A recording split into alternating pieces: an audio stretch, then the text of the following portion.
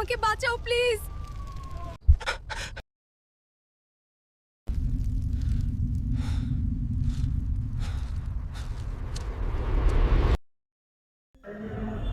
এই ঘটনা একটা অন্যায়ের। একটা সময় পুরো শহরটাই আমাদের সবার ছিল।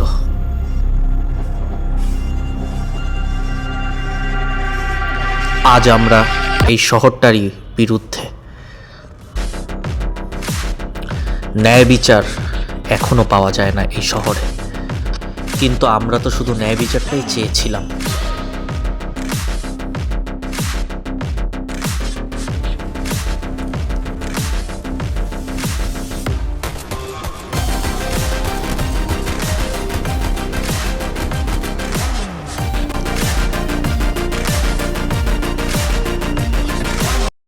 কিছুদিন আগে আমার জীবনেও কারো একজনের উপস্থিতি ছিল, যার উপস্থিতি আমার জীবনকে মধুময় করে দিতে পারত। তাকে নিয়েই আমি স্বপ্ন বুনেছিলাম, ভেবেছিলাম অনেক দূর এগিয়ে যাব। কিন্তু সুখ সবসময় চিরস্থায়ী হয় না। আমার লড়াইটাও এখন সেই সুনেরার জন্য।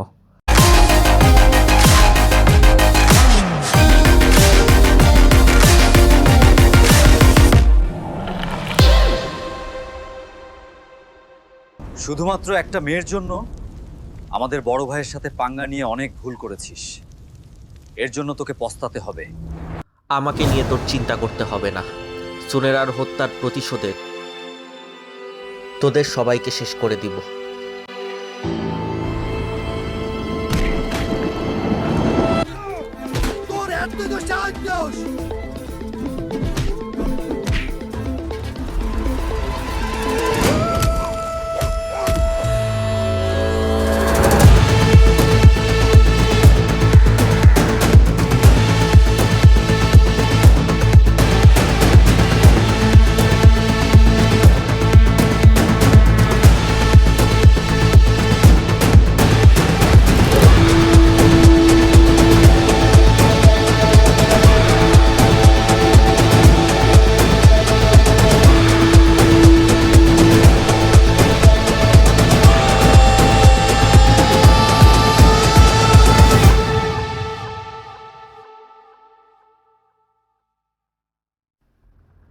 বিশ্ববিদ্যালয় জীবন থেকেই তার সাথে আমার পরিচয় হয়।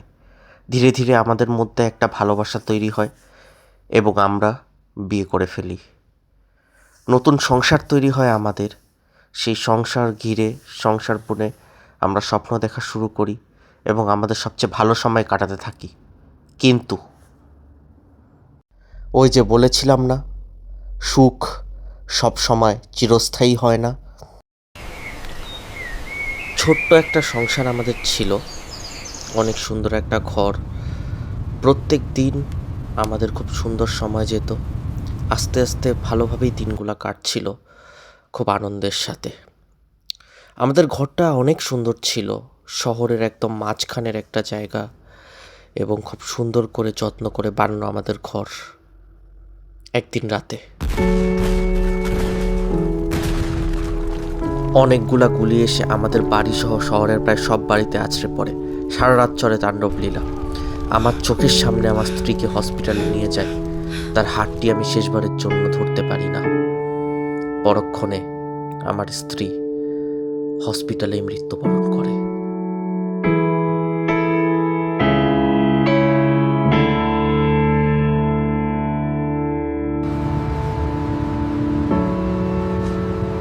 সেদিন থেকে আমি ন্যায়ের জন্য আদালত এবং আইনের আশ্রয় নেওয়ার অনেক চেষ্টা করলাম, কিন্তু কাজ হলো না। কারণ এই হামলার পিছনে অনেক বড় একজনের হাত ছিল। শহরের অনেকের পরিবার ধ্বংস হয়ে যাওয়াতে আমরা সকলেই আন্দোলন শুরু করি সেই চক্রের বিরুদ্ধে। একটা সময় এই আন্দোলনে আমি একাই রয়ে যাই। আমার সুনেরার জন্য একাই লড়াই করার চেষ্টা করি, কিন্তু বরাবরই ব্যর্থ হই সব জায়গায় আমি ন্যায় বিচার পেতে। এই শহরে ন্যায় বিচার পাওয়া আসলেই দুষ্কর। এরকম সময় পার করতে করতে একটা সময় আমি সেই লোকটার ব্যাপারে জানতে পারলাম। একদম ডিটেলসে জানতে পারলাম কে জড়িত এই ঘটনায়।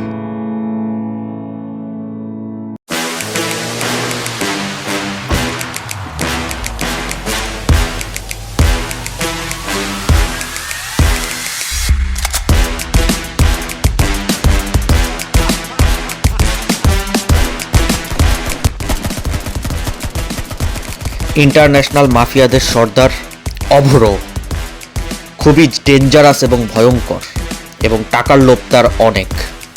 বলতে পারেন 2 পয়সা কামানোর জন্য শখানেক, হাজারখানেক, লাখখানেক মানুষকে সরিয়ে দিতে পারে রাস্তা থেকে।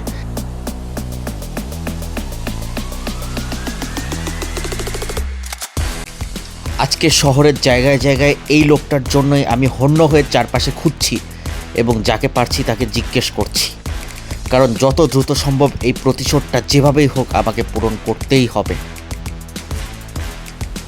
যখন কোনো জায়গায় বিচার পাই নাই, নিজে এই লোকটার ব্যাপারে সব ধরনের ইনফরমেশন খুঁজে বের করার চেষ্টা করি এবং তারপর এর ব্যাপারে আমি সম্পূর্ণ ডিটেলসে জানতে পারি বিভিন্ন লোকদের কাছ থেকে, বিভিন্ন জায়গায় গিয়ে তার পাস্টের ব্যাপারে।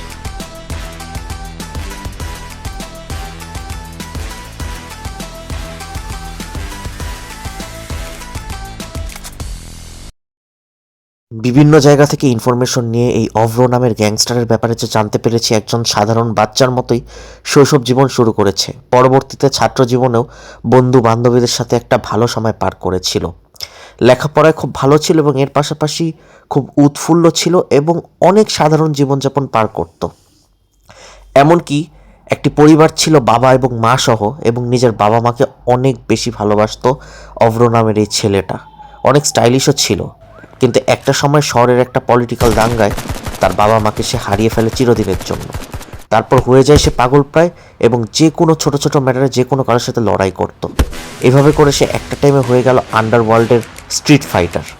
প্রথম রাস্তাঘাটে বিভিন্ন গুন্ডাদের সাথে মারামারি করতে করতে একটা সময় কন্ট্রাক্ট নিয়ে বিভিন্ন মানুষদের সাথে মারামারি করতে এবং বড় বড় গ্যাংস্টারদের সাথেও তার উঠা বসা হয়ে যায়।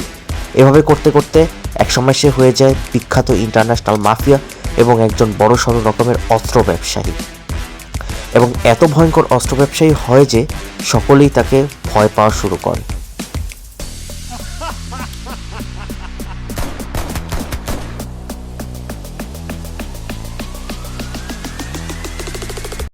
আপনারা জানেন এতক্ষণ ধরে এই গ্যাংস্টার অভ্রর কাহিনীটা অ্যানিমেশনে কেন দেখানো হয়েছিল? কারণ তার চেহারা কেউ দেখেনি, আমিও দেখিনি। খালি এতটুকু জানি তার মুখে একটা কাটা দাগ ছিল। Thinking about you, not doing well. Don't know where you are, 'cause you're not here. It's been way too long. If I could lay down beside you, I would, I would. When nothing really matters, that's all I wanna do. I hope that you are safe and that I will see you soon. If I could lay down beside you, I would, I would, I would.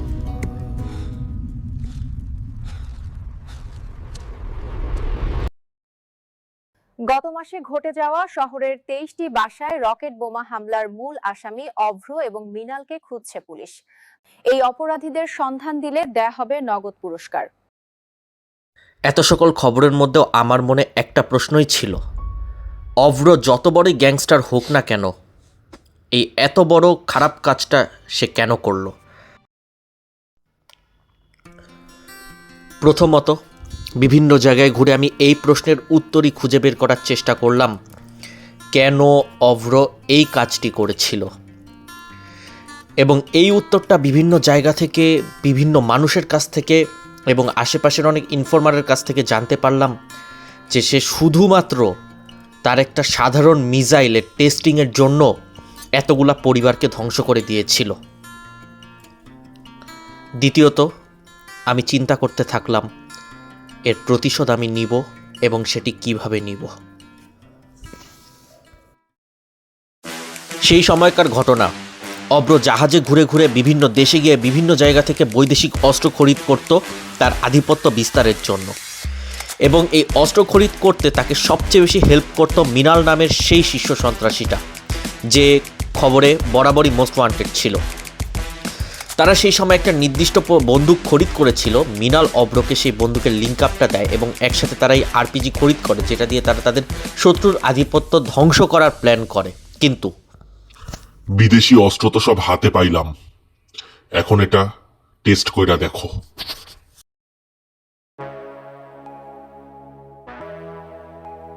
অব্রর কথা মতো মৃণাল সেদিন এলোপাতারি শহরের অনেকগুলা বিল্ডিংয়ে এই RPG নিয়ে ধ্বংসলীলা চালাতে থাকে। বিভিন্ন ধরনের আরপিজি মেরে মেরে সে টেস্ট করতে থাকে যে তাদের বন্দুক কতটুকু কাজ করে, কিন্তু তাদের এই টেস্ট আমার সব কিছু ধ্বংস করে দেয় সেদিন।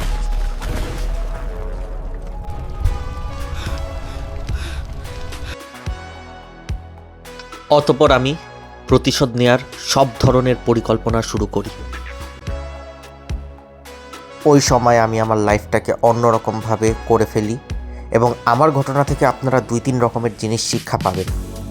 একজন মানুষের কাছে তার ফ্যামিলি, তার পরিবারই সব, এবং দ্বিতীয়ত একজন মানুষ তার পরিবারের প্রতিশোধ নিতে কিভাবে একজন সাধারণ মানুষ থেকে অব্রর মতো শীর্ষ সন্ত্রাসীর রাস্তাটাকেই নিজের করে নেয়। সো আমি নিজেকে সেভাবেই প্রস্তুত শুরু করি। আজ পর্যন্ত কখনো যে কাজগুলা করিনি সে কাজগুলাতেই নেমে যাই এবং চিন্তা ভাবনা করি কিভাবে করে এই প্রতিশোধটা আমি নেব।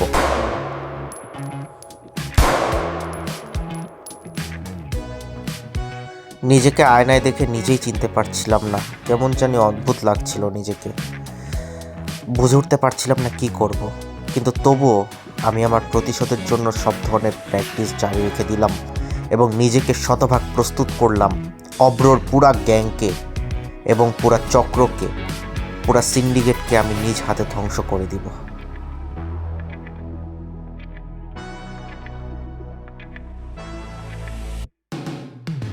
যেই রাস্তায় কখনো চলিনি একটা মানুষের কাছে সে রাস্তায় চলাটা কখনোই সহজ একটা কাজ নয়, তবে লাইফের প্রয়োজনে এই কঠিন কাজ নিতে হয়। এভাবে আস্তে আস্তে আমি খুঁজে পেয়ে গেলাম অব্রর আসল ঠিকানা।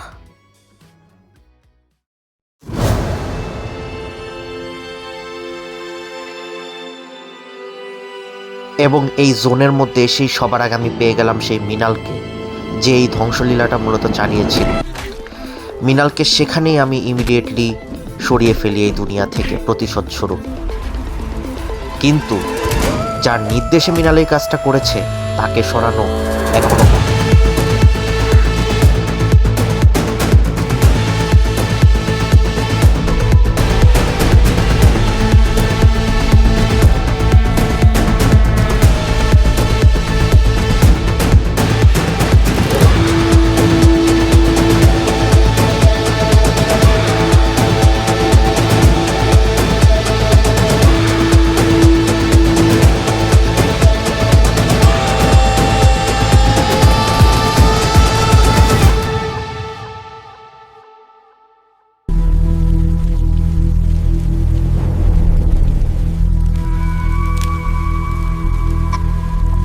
ধীরে ধীরে আমি অব্রর সাম্রাজ্যের দিকে যতটা আগাচ্ছিলাম ততই বাড়ছিল ভয় আর শঙ্কা।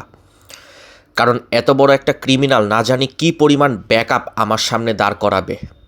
এতক্ষণে সে খবর পেয়ে গিয়েছে যে তার ডেরার প্রতি আমি অগ্রসর হচ্ছি এবং তার পুরো সাম্রাজ্য ধ্বংস করার প্ল্যান আমি অলরেডি করে ফেলেছি, তাও আবার একা।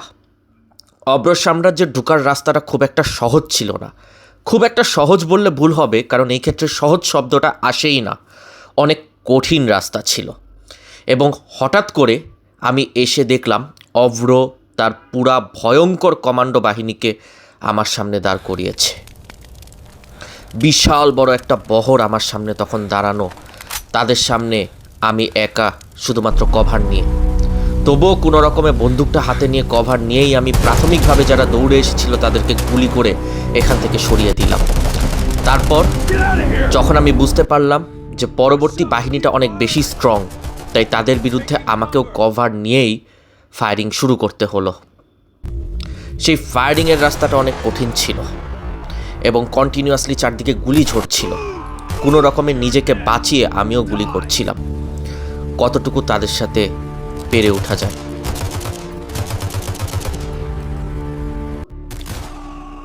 এবং পরিশেষে সবাইকে ধ্বংস করতে পারলাম।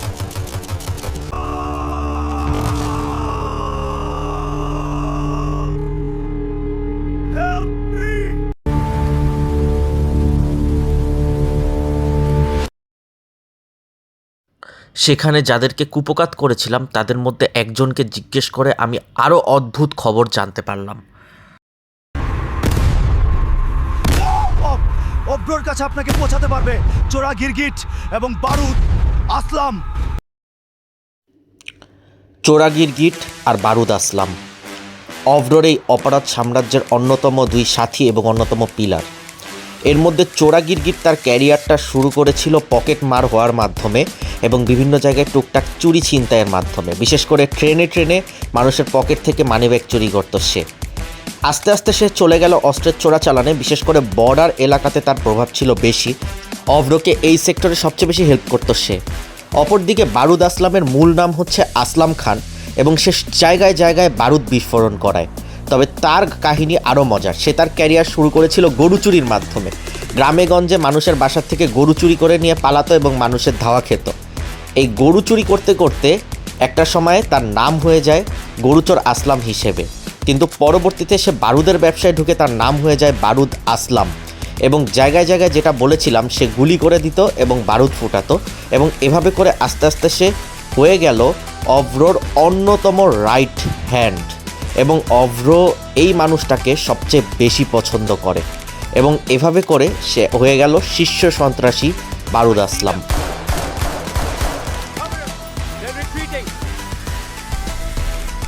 তাদের নিয়ে আমার আর কোনো প্ল্যান করার সময় নাই। দুইটা গুলিতে দুইজনকেই শেষ করে দিব, এরপর এদের মহাজন অভ্রকে।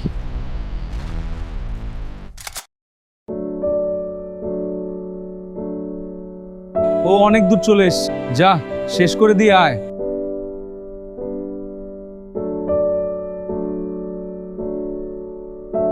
আমার উপস্থিতির সন্ধান পেয়েই গিরগিটকে পাঠানো হয় আমাকে হত্যা করতে, দুনিয়া থেকে সরায় ফেলতে। সবাই তো সবার ঘটনার মধ্যে একটা টুইস্ট রাখে, এবার একটা টুইস্ট না হয় আমিও রাখলাম, যেটা অভ্রও জানে না, এমনকি সেই বারুদ আসলামও জানে না।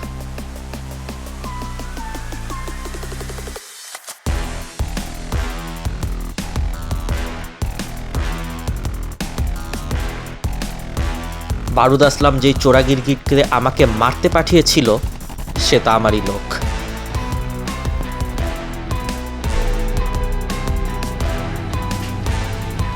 We don't have much time. গিরগিটের কাছ থেকে আমি যেটা জানতে পারলাম, এখন অভ্র আর সেই আসলামকে পাওয়া যাবে তাদের কোম্পানি, তাদের ডকইয়ার্ড সিম্বাতে।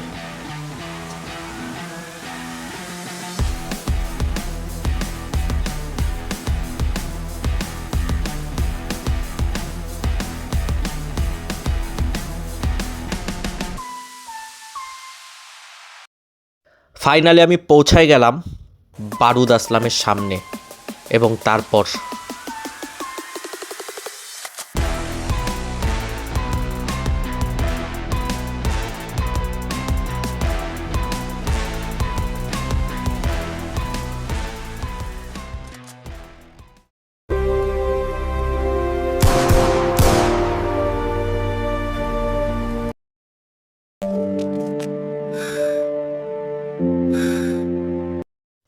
শেষ করে দিলাম সেই আসলামকে। অতঃপর আমি পৌঁছে গেলাম আমার সবচেয়ে বড় শত্রু অভ্রর সামনে। চলে গেলাম তার ডেরায় এবং তার দিকে ধীরে ধীরে আমি অগ্রসর হলাম আমার চূড়ান্ত প্রতিশোধটা শেষ করতে। তবে তাকে সরায় দেওয়ার আগে একটা জিনিস আমার জানার খুব শখ, যে এই অভ্র দেখতে কেমন, সে কি এমন যে তার চেহারা আজ পর্যন্ত কেউ কখনো দেখেনি। আমি আজ তার চেহারা দেখব এবং আমি দেখব সে এরকম কি। যখন তার দিকে আমি তাকালাম তখন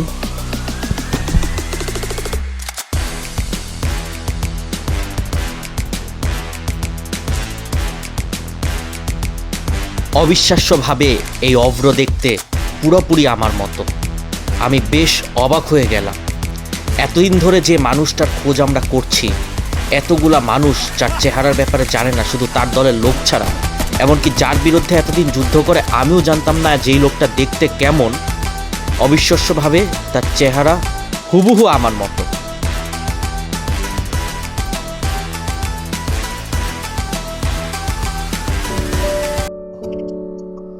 যা শুনেছিলাম ঠিকই শুনেছিলাম। দুনিয়াতে একই চেহারা 60টা মানুষ থাকে। যাও, আজকে তোমাকে একটা সারপ্রাইজ দিলাম।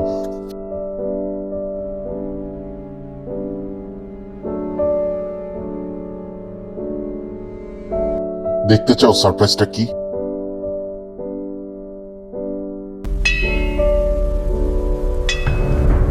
পিছন থেকে মাথার মধ্যে খুব জোরে কে জানি একটা বাড়ি মারলো।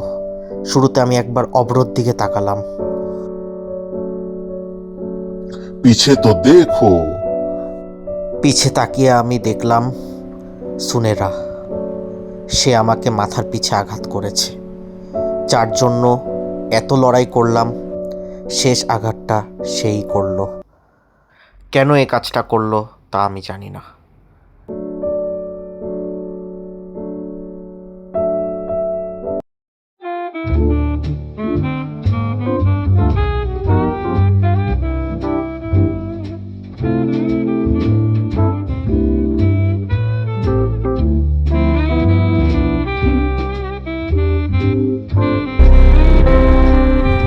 হায় রে অভ্র, এরে দিয়ে আর কাজ হইল না, আমাকেই সব করতে হবে।